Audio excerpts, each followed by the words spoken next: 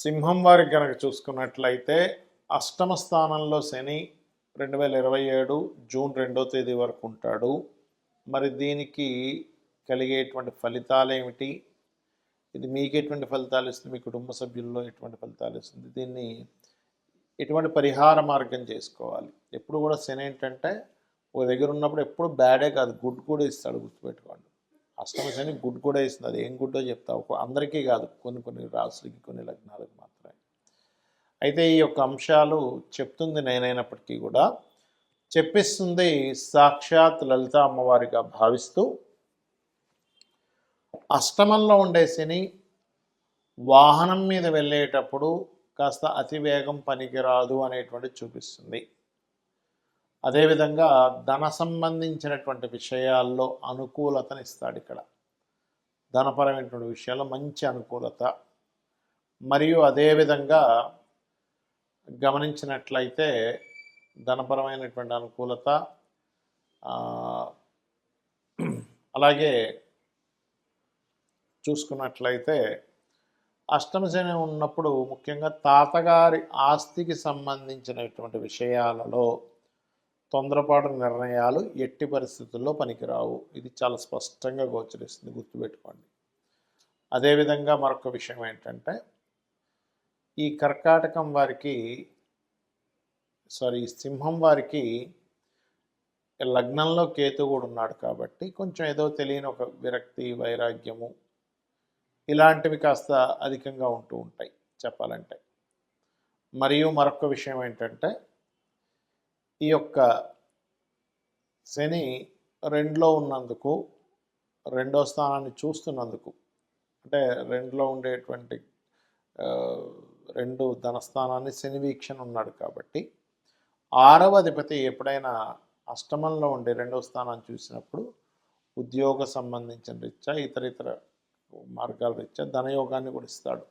కాకపోతే తెలియని ఒక విరక్తి, వైరాగ్యం లాంటివి ఇస్తూ ఉంటాడు. కాకపోతే ఇక్కడ ఈ సంతానానికి కూడా కాస్త చదువు మీద ఇంట్రెస్ట్ అనేది కొంచెం తగ్గుతూ ఉంటుంది. కాకపోతే ఎప్పుడైనా సరే సింహం వారికి ప్రత్యేకంగా జీవిత భాగస్వామి, వాళ్ళ యొక్క జీవిత భాగస్వామి ఏదైనా ఇన్వెస్ట్మెంట్స్ని, మనీ ఇన్వెస్ట్మెంట్ చేసేటప్పుడు కాస్త జాగ్రత్తగా ఉండాలనేటువంటి చూపిస్తుంది. అయితే కొన్ని అగ్రిమెంట్స్, కొన్ని పనులు ప్రారంభించడానికి చాలా అనుకూలంగా ఉంటుంది చెప్పాలంటే.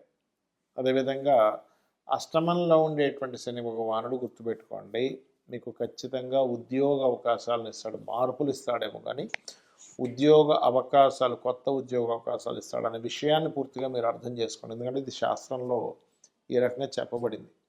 ఇక మీరు చేయవలసినటువంటి దేవతా ఆరాధన ముఖ్యంగా దత్తాత్రేయుడి యొక్క ఆరాధన మరియు దక్షిణామూర్తి యొక్క స్తోత్ర పఠనం ఎక్కువగా చేయండి, అన్ని విధాలు బాగుంటుంది.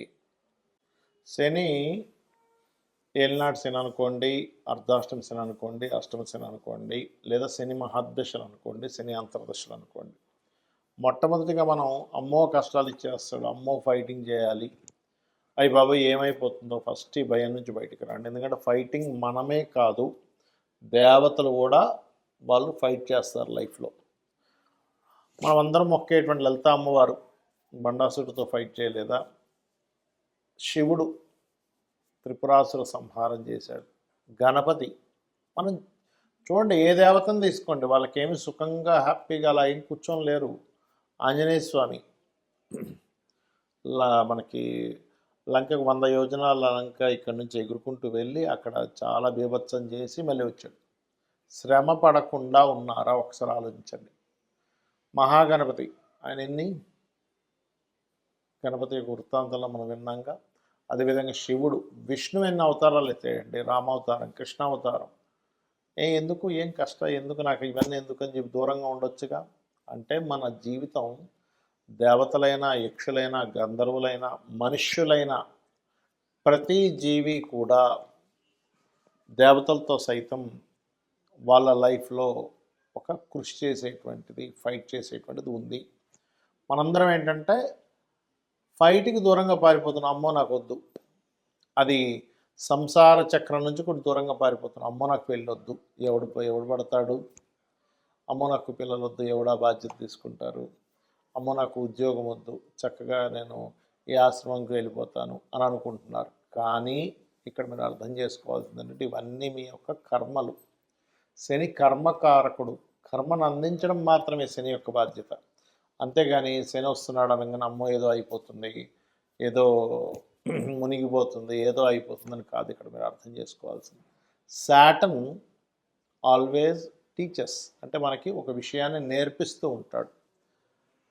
మనకి చూడండి, ఏదైనా కష్టం వచ్చినప్పుడే మనకి దానికి ఇంకొక మార్గం తెలుస్తుంది. ఒక రూట్లో వెళ్తున్నాము, ఆ యొక్క రూట్లో వెళ్తున్నప్పుడు అక్కడ ఉండేటువంటి ప్రాంతం బ్లాక్ అయింది. అప్పుడు మనం ఇంకొక మార్గం గుండా వెళ్ళి గమ్యాన్ని చేరుకుంటాం. అంటే గమ్యం చేరుకోవడానికి కొన్ని ఆటంకాలు ఏర్పడితేనే మీకు మరొక కొత్త రూట్ తెలుస్తుంది. కొత్త రూట్కి వెళ్తున్నప్పుడు మీకు జ్ఞానం పెరుగుతుంది. అలాగే లైఫ్లో కూడా ఒక ఉద్యోగం పోయింది, ఇంకో ఉద్యోగం వస్తుంది, లేదా ఇంకోటి ఏదో కష్టం పడుతున్నాం, ఫైనాన్షియల్గా ఇబ్బంది వస్తుంది, అప్పుడు ఇంకో ఫైనాన్షియల్గా ఇంకెలా సంపాదించాలని తెలుస్తుంది. కాబట్టి ఏంటి, శని ఆల్వేస్ కర్మకారకుడు, లాభాలకు కారకుడు, ఉద్యోగానికి కారకుడు, ఆయుష్కి కారకుడు. ఈ పాయింట్ ఆఫ్ వ్యూలో ఆలోచించండి. శని ఎప్పుడు కూడా మనం ఎక్కువగా శ్రమ పడుతూ ఉంటే మనల్ని ప్రత్యేకంగా ఆయన ఇబ్బంది పెట్టేది ఉంటుందండి. నిత్యము మీరు పని చేసుకుంటూ ఉండండి, ఏదో ఒక పని, ఖాళీగా ఉండకుండా మీకు ఖచ్చితంగా బాగుంటుంది. అయితే శని యొక్క ప్రభావం తగ్గడానికి మీరు చేయవలసిన దేవతా ఆరాధనలు ఏంటో చెప్తాను. మీకు దగ్గరలో ఆంజనేయ స్వామి కానీ, గణపతి కానీ, లక్ష్మీనరసింహస్వామి కానీ, స్కందుడు కానీ, శక్తి ఆలయం, అమ్మవారి ఆలయాలు ఏమున్నా రోజు ఒక్కసారి వెళ్ళడం మీరు ప్రాక్టీస్ చేయండి. అంటే మీరు రోజు ఒక్కసారిని వెళ్ళేసి అక్కడ ప్రదక్షిణం చేసుకొని చక్కగా అక్కడ కూర్చొని ఒక కాసేపు రాండి, మీరే చూస్తారు దాని ప్రభావం. ఎందుకంటే మన చుట్టూ ఉండే ఆరాతో సంబంధం ఉంటుంది గ్రహ ప్రభావాలు. ఎప్పుడైతే మనం ఒక పాజిటివ్ ఆరాలోకి ఎంటర్ అయ్యామో నెగటివ్ ట్రిగరింగ్ అనేది తగ్గిపోతుంది. పాజిటివ్ ట్రిగర్ అంటే మనకి ఏమంటే ఒక్కసారిగా గుడికి వెళ్తే అన్ని కష్టాలు పోతాయో కాదు, మీరు ఎలా హ్యాండిల్ చేయాలి, మీ మనసు, మీ ఆలోచనలు అన్నీ కూడా క్లియర్ అవుతాయి, గుర్తుపెట్టుకోండి. అలాగే మరొక విషయం ఏంటంటే, దీంతోపాటు మీకు దగ్గరలో గోశాలలు ఉంటే గోశాలకు వెళ్తూ ఉండండి. గోశాలలకు వెళ్ళే గోవుల యొక్క ఎనర్జీ కూడా కంప్లీట్ పాజిటివ్ ఎనర్జీ, గుర్తుపెట్టుకోండి.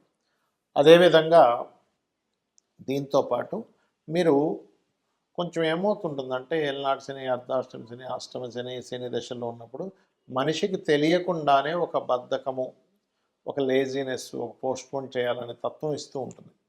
కాబట్టి ఒక టబ్బులో వాటర్ తీసుకొని అందులో గోరువెచ్చని నీళ్ళు తీసుకొని అందులో కాస్త కల్లుప్పు వేసి అందులో కాళ్ళు పెట్టి అట్లా కూర్చోండి కాసేపు. అది మరీ వేడి కాళ్ళు కాలిపోయే అంటే కాదు, గోరువెచ్చని నీళ్ళు. మీరు చూస్తారు, మీలో తెలియకుండానే ఒక నెగటివ్ ఎనర్జీ బయటకు పోతున్న ఫీలింగ్ మీకు వెంటనే సెకండ్స్లో తెలుస్తూ ఉంటుంది. అలాగే ఈ శని కుజులు పరస్పర వీక్షణలో ఉన్నప్పుడు మీనరాశిలో శని ఉంటూ, ఈ సంవత్సరం మనకి పంచగ్రహ కూటమి 3 సార్లు వస్తుంది 2026 సంవత్సరంలో. జనవరిలో ఒకసారి, ఫిబ్రవరిలో 2 సార్లు, మళ్ళీ చతుర్గ్రహ కూటమి 2 సార్లు వస్తుంది.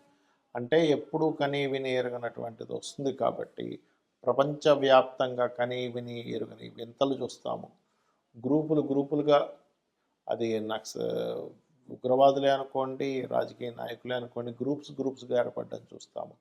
గ్రూప్స్గా ఏర్పడి జయాల్ని వాళ్ళు జయం పొందడం అనేటువంటి చూస్తాం. వైరస్లు చూస్తాం. అదేవిధంగా అగ్ని ప్రమాదాలు, యాక్సిడెంట్లు, అటాక్లు, ఇట్లాంటివన్నీ ఉన్నాయి. కాబట్టి మీరు ఇంటి నుంచి బయలుదేరేటప్పుడు ఎక్కువగా గుంపులు ఉండే ప్రదేశాలు ఎక్కువ తిరగకండి. ఇంటి నుంచి బయలుదేరేటప్పుడు ప్రధానంగా మీరు, ఎందుకంటే ఇది 1 సంవత్సరంన్నర పాటు ఉంటుంది కాబట్టి మీ ఇష్టదైవాన్ని తలుచుకొని బయలుదేరండి. అమ్మవారు మిమ్మల్ని రక్షించి తీరుతుంది. అదేవిధంగా గోశాలకు వెళ్ళి గోవులకి బెల్లము, క్యారెట్స్ వినిపిస్తూ ఉండండి. చండీ పారాయణం చేయండి, చండీ వినండి. అన్ని విధాలా మీకు బాగుంటుంది. శ్రీమాత్రే నమః.